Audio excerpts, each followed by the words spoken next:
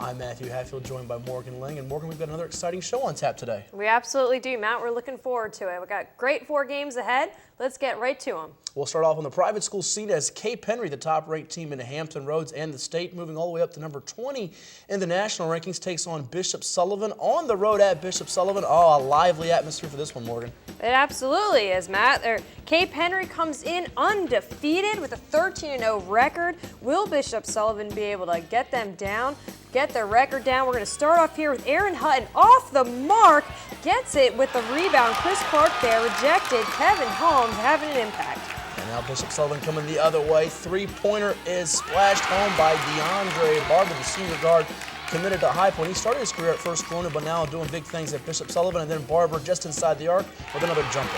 And the Crusader fans getting excited. Everyone's getting jumped up here. It's a 5-0 start here, and it is going to continue. We see them rallying, everyone loving that excitement, and it's going to be Hutton here on the drive. He's going to be able to get through, and is he going to draw the foul? He does, and he sinks it and draws the foul. His confidence has been up ever since that Virginia Preps Classic. We hit the three-pointer to tie the game and go to overtime. Headed to Quinnipiac to play his college basketball, but Bishop Sullivan not going away. Another three-pointer, this one by Phillip Owens. We're knotted up at 15 going to the second quarter. Now we have a nice opportunity here. Laser pass to Holmes from Barber. He's going to get through the green run transfer, and he converts. It's going to be a great game here. We've got Hutton, keep your eye on him, as it's going to be not only Hutton once, but Hutton twice, and he is going, what a great trifecta, as he's going to get 3 in a row as he hits another one. That just changes the game as Cape Henry goes on one of those head-spinning runs here, and Cape Henry now has Bishop Sullivan really on their heels here. 31-21 as Cape Henry went down 5. They're now up 10 at the break, but Bishop Sullivan's got the guard play. They've got some talent of their own. Going to answer here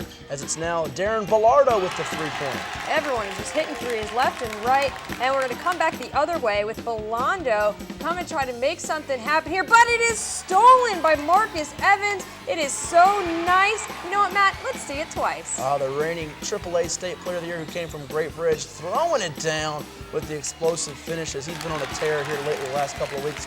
12-point advantage going to the fourth quarter for Cape Henry, and they're looking to add to it as Evans penetrates, now finds Jimmy Page off the window for the deuce. Jimmy Page, Williams, everyone's making an impact, but it's going to be Bishop Sullivan now trying one last gash to make something happen. Owens cans it. Nice job there for Owens, making something happen. And we're going to see Owens having an impact again, as it's going to be Owens again, but stolen by Hutton, and he's going to end up making it, taking it the other way with the layup. Up and under move on the feed from Chris Clark. Cape Henry up 16 with 3 minutes to go, but no quit in Bishop Sullivan. They would try to get back in it, but Jimmy Page, though, again, as that is just sweet music to the Cape Henry fans' ears as he goes for another deep three. This one from NBA range as it goes nothing but the bottom of the net. Bishop Sullivan's going to go this time with Blake LaRussa. Love seeing those dual sport athletes. Long range three-pointer, but it's just not enough, as that'll be Cape Henry taking the lead 76-68, keeping their undefeated season. Aaron Hutton getting 24 points, Jimmy Page putting up 16. Bishop Sullivan trying to make something happen with Barber, 21 points, 15 there by Largo. Well, some serious outside shooting in that affair. We've got another good one in the girls' side of things, as it's Western Branch taking on Woodside in a 6A South Conference 2 matchup. You know, Western Branch won the first meeting. Morgan, can Woodside get revenge? I guess we're going to find out here in a second, as we've got the tip-off with number 30 going to Myra Andrews, who puts up the 3. What a great way to start this game. And Western Branch with some weapons on the outside. We saw Alexis McKay recently on Sports Report, and she's one of their main weapons. So, too, is Amari Powell-Mitchell, as she cans it from long range, and Woodside's defense going to need to adjust and get on those shooters. You see Coach Mike Town, one of the veterans, his team with a region championship just a couple years ago, and trying to reload and rebuild with this squad. And the Lady Wolverines are going to have an opportunity on the break with Jake Kilpatrick, the sophomore, putting it in for 2. Nice layup there, and Kamani Earp, as we're going to see here, with the hook, and it is good. Oh, some good skill there in the low block and footwork, too. That's 12-8 in favor of Woodside. Started the second period. Woodside going back into the post here. They're double team, though. That leaves a shooter open, and Kilpatrick knocks it down. And we have an opportunity with the foul line coming up here, as we're going to see Alexis Bell from the foul line, and she drains it. Great playing here. Not going to stop there, or this time we're going to go with Paris Sims of Woodside making something happen with the layup. They're keep going. They are just right on the heels. Now the ball movement picking up really nicely for Woodside here as they come in here in the corner, kick it back out for three, and that will be good as Woodside now starting to get hot here late in the second quarter. That one with Paris Sims, this one with Alexis Bell. It's great to see them attacking that zone defense, and they're just continuing to play here. But we're going to go the other way now with Alexis McKay. She's in deep, and she goes with a three-pointer, and it's it for Western Branch. A step-back three by McKay, who's now only 14 points away from 1,000 in her great career with Western Branch, and she's feeling it right now and got the touch, and she knocks it down again just inside the three-point line. It's 25-22 in favor of Woodside as both teams head to the locker room. Should be a close second half. And we started off here with Woodside now with the basketball, going back to that three-point shooting, Morgan. And no doubt there, it's going to be Paris Sims again. She drills the three-pointer. They are just making a direct impact there with the threes. But Woodside trying to break the tie with the jumper. And it's going to be a back-and-forth battle here as we're in transition. Amari Powell-Mitchell with 2 of her 10-second half points, and there it is, and she's making a great impact here for the team. She certainly is, and she's going to get 2 more right here as Powell-Mitchell will go to the spin cycle, put her defender on her heels there as she gets it to go, and Western Branch now on a run. Coach Troy Terry liking what his Lady Bruins are doing. Can Woodside now answer? Now Woodside's going to answer, and this time it's going to be by a new player, Dela Kayla. She's going to be able to make those 2, keep them going. Woodside in a post, trying to go to work, and they're going to have an opportunity here, and they're going to go to Earp, who's had a great game, and she hooks it and gets it in.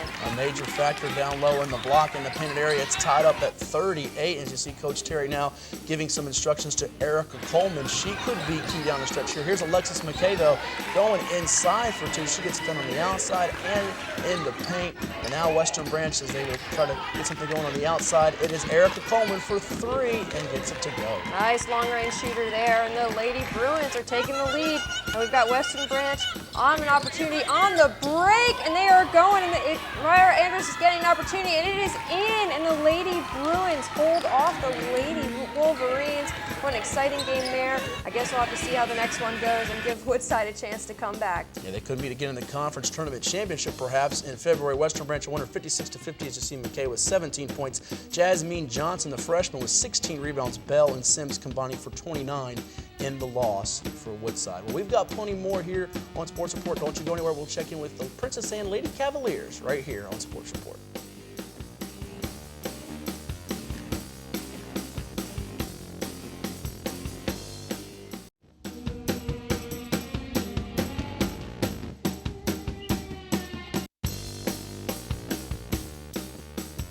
Welcome back to the Cox Sports Report. I'm Morgan Lang, and we're going to hop right to Matthew Hatfield, who is with the Princess Anne Lady Cavaliers, who are #1 in the region, and they are on the drive for their 5th state title. And let's see how they go over there at the Cox Practice.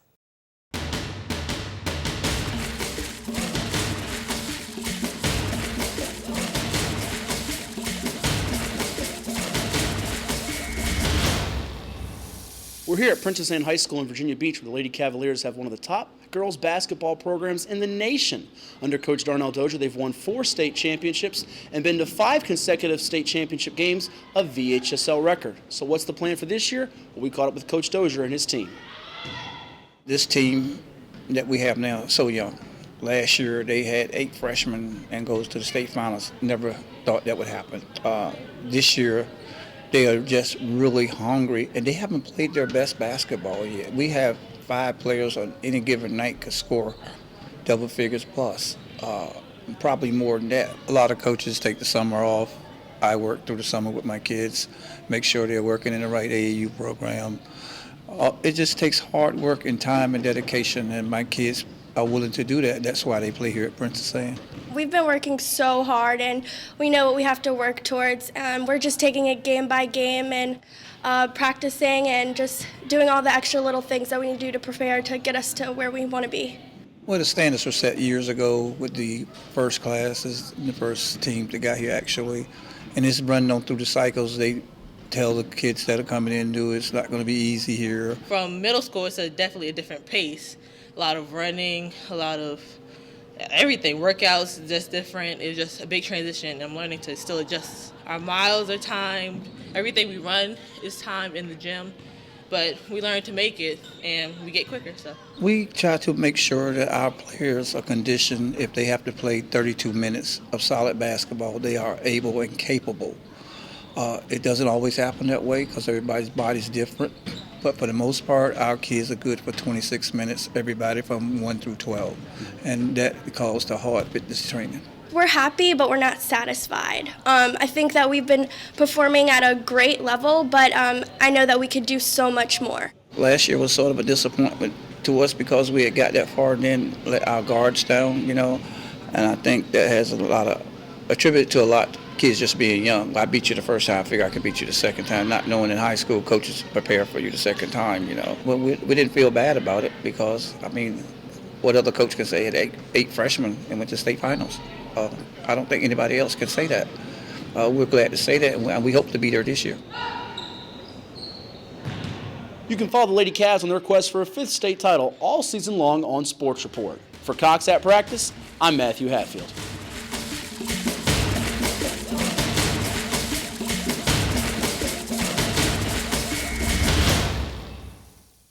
Thanks, Matt. We're going to check in on Green Run, Maury, and Tabb and Bruton next on Sports Report.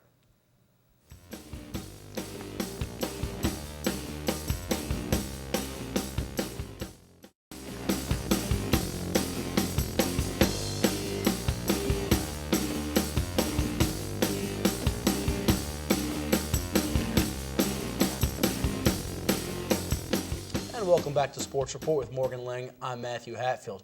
Well, 2 of the top teams in 5A in high school boys basketball collided in Norfolk on a Saturday night as the Maury Commodores played host to the Green Run Stallions with first place on the line in 5A South Conference 9. Maury High School the place to be on Saturday night, Morgan, as this was going to be a good one. Well, and it's a rematch too, Matt. Well, a rematch where Maury won on January 3rd, 52-38. Will Maury be able to take the lead this time? We're going to kick off with Green Run with the ball. Jamal Martin on the outside. Is he going to be able to? And he will pull up for 3, and it will end up making it and sinking it. Yep, Jamal Martin, one of those top senior leaders for Green Run, along with Tyler Blunt. As Green Run out to a surprising early lead, up 14 in the early going in the first half. But Shaheem Drawn, the guy they call 6 with the hook shot down low in the block. As you see Coach Jack Baker of the Commodores not pleased with the start. Coach Kenneth Harris of Green Run pretty happy to be up on the road, though. But Maury, though, as a senior guard, and Mike Basson, who can make some tough shots. That one is good, although his only make of the night. And they're going to go the other time. This one, Tyler Blunt, he's going to go off the drive. It's going to get the rebound and put it in. Great defense there, offense there. Again, something happened, and this time we're going to go out to Tyler Blunt again, and he's going to make it. He is hot. He is on fire tonight. We're going to go the other way this time with 6, as we know, and he puts it in. Yeah, Drawn on the interior, keeping Maury in the game, but Green Run up 10, 27-17 in the third quarter in this defensive struggle. Matt Coleman, the freshman, though, gets the steal and takes it to the basket and draws the foul. He's a talent to watch for years to come. Absolutely. What a great impact there as a freshman. And he's going to get an opportunity here because he's going to get the rebound by Coleman. Freshman point guard making the impact. He's going to go making it. Goes for 2. Yeah, Coleman off the dribble, so tough to contain. And Green Run finding out here as their lead has been whittled down to 1. And in fact, Maury would tie it. 3-pointer at the end of the third quarter is off the mark. Though the Stallions would take the lead again early in the fourth quarter, but that defensive pressure starting to intensify here as this time Green Run would break it and find Sean James, the East Carolina football commit, for 2. And we're going to have 6 here, going to make an impact. 6 to James, who's going to be able to get up and get off the glass. In for 2 is good. And we're going to have 6 have an opportunity here where they are going to go, Green Run with it, trying to make something happen. And it's not really looking like good. Defense is on them. Yeah, they have bottled them up here, but Tyler Blunt would shoot a 3-pointer, no good. Although sophomore Sterling Carrington is right there for the putback. Stallions back in the lead. Now here's Maury sophomore forward Anthony Williams going to the rack for 2 against good Green Run defense there. This one is going back and forth down the stretch. Green Run trying to get a win here in a hostile environment. This time Blunt is off the mark. Williams with the rebound, and that means Maury's transition game is on the move here behind Coleman, who finds a guy no good though. Green Run with the rebound. Yeah, this game is going back and forth. Green Run making an impact, not wanting to have another loss against the Commodores. It's going to be interesting to see how this one plays out with 1 minute to play. It's a tie game. It's going to be exciting. Everything's trying to make something happen here. Everyone's getting engaged. Everyone's anxious. And it's going to be Coleman to Maury. You can see them breaks the tie with the layup. And it's going to be a comeback down from 14 for the win. Commodores 41-39. Maury moves to 15-1. All behind 6 there with 18 points with a double-double, 17 rebounds. Matt Coleman putting in 13. Tyler Blunt trying to make something happen for Green Run with 10 points, and Carrington with 10 as well. So Maury is a winner on the boys' side. What about Bruton and Tabb, Bay River's district rivals, as they take on here at Bruton High School? Bruton was ranked #1 in the state in 2A, but had a tough loss to Brunswick in the loss in Classic. Let's see how they recruit behind their senior leaders at the guard spot. You see right there, number 10, Marcus Carter is one of them. Lonnie Swinton the other. Tabb trying to spring a colossal upset. They'll need big efforts from everybody to do it, though. Yeah, and Tabb's going to be off the mark, and it's going to be an opportunity with a 3-point is good for Tabb. Robert Sebastian making something happen, and we're going again to Tabb. We've got Crawford, McQuarrie, and Shiffy. They're all making something happen. They will all end up hitting for 3, and Tabb is looking like they've got a nice start. They do. They have some outside shooting weapons, but Bruton, though, can overwhelm you with their defensive pressure and athleticism at every spot. You see Coach Joe Dillard talking to his team, not liking the start, but Lonnie Swinton would get him going as he hits the 3-pointer in the corner from the feed by Marcus Carter, and then Carter would get that steal on the inbounds pass, and Bruton's going to get more here as they're going to try to get 6 points in a span of like 10 seconds here. Carter drives to the basket, kicks it back out to Swinton for 3, and he's good. Oh man, these guys can hit from anywhere, and they are definitely, you can see why they have been impactful this season. Tabb is trying to make something happen on the drive, and it's going to be good by Matthew can do so, and it's all of a sudden 25-8 game there for Bruton. Yeah, Bruton, though, up 17, though. Tabb is still fighting hard in this one. Just too much Bruton here. Inside, though, Tabb will get it to fall, as that one is good by Ryan Myatt of the Tigers. And right now they need some defensive stops to get back in this ballgame. And right now, Bruton with the flush, Marcus Carter on the break. Those two guards are very, very tough to defend. Now this time we're going to go inside to Antoine Hicks, who we also know from the football season. He's going to make an impact, and he's up for 2. Nice to see that we can get anything going. Football, basketball, they're just making an impact. This time we're going to turn around. It's going to be inside to Hicks, and he's there, and he's going to go up for 2, and it is 38-15 for the Panthers. Yeah, Bruton up big here, and contributions from all over for Tabb. Just the star power of Swinton and Carter, just too much to overcome in this one. As you see now, Swinton will go to the basket, up and under, move along the baseline, no good, but even the role players for Bruton getting on the act as Darius Brown with the putback for the Panthers. Absolutely, and this time we're gliding to the basket with Carter, and he's going to be able to break through. Nice layup opportunity. They're in for 2. They're doing everything they can to keep this lead, and Tabb with getting in with a nifty, as we'll see it up and under here by Conduso. He's had an impactful game, trying to do everything he can to make this impact on the Panthers. Not enough, though, for Sebastian Canduso and Sheffy. This one, as Bruton even has guys from the football field making some plays, as Capri Doucette hits the 3-pointer. JMU football commit, as Bruton is up 31 going to the 4th quarter. Now the subs getting some valuable playing time and a chance to make their presence felt. And the Tigers trying to make something happen with another 3-pointer for the Tigers. That would be their 4th 3-pointer, but Bruton would hit 6. We're having here with Tomas Hurt with a bucket for Bruton. Even those subs like Tomas Hurt, you see Jalen Carr, he has the basketball. He's going to look to get in the scoring column, and will do so here with the pull-up for the Panthers. And they also get even James Taylor will find 2 points in this ballgame. As you see, Tabb will miss a jump shot here, but Taylor is right there. Johnny on the spot with the stick. Yes, now will be the wrap up there, as the Panthers will end up taking the lead 68-38. Tabb falls to 9-7. Panthers move to 14-1. Marcus Carter has a double-double with 16 points and 10 assists, while Swinton scored 16 himself, and Tabb's Sebastian making 7 points, trying to make something happen. Our Virginia Preps and Cox Sports Player of the Week, none other than Nigel Ribeiro, the junior guard from Western Branch High School in Chesapeake. He had 30 points in a win over Minchville High School, 25 in a close loss to Woodside, but 55 points in 2 contests. Not too shabby for the Bruins guard. Let's take a look at some notebooks over private schools around the area. Billy Barnes scored 18 points as they take their upset win over Norfolk Collegiate. And then Hutton, as we just saw with Cape Henry, remain undefeated as they take over with Clinton Christian. And Greenbrier Christian defeats Norfolk Christian 64-49 with 24 points behind Clayton Inman. Other notebook action, Southeastern District Felice Keys with 19 points in Grassfield's win over Oscar Smith. Some football commitments. You see Marvin Branch and Tracy Parker of Nansemond River. Branch going to CNU, Parker to Bluefield College. And Oscar Smith High School's Monty Finner, a two-way send-up for the Tigers, will play his college football in the CAA at Towson. Very exciting there. We see Denby's Chris Peace has committed to play to the Wahoos, University of Virginia. Hampton's Berger recorded a double-double, 21 and 15, as they take a lead over Great Bridge. And Warwick closes out 12 and 2 as they take David Henry hits the go-ahead three-pointer as they win over Indian River. Top 10 rankings on the girls' side here in the area for Virginia Preps. You've got Princess Anne maintaining the #1 ranking, Maury and Kingsport right behind them, and Western Branch jumping in the rankings after that win over Woodside. And on the boys' side, we have Cape Henry keeping their lead at #1. Woodside moves up. Norfolk Collegiate moves down a few spots. It's going to be an exciting end of this season. Well, Morgan, we are out of time. Have you enjoyed the snow? Oh, man, there's been a lot of it, but we are glad it's done. And we'll check you all at next week's Sports Report.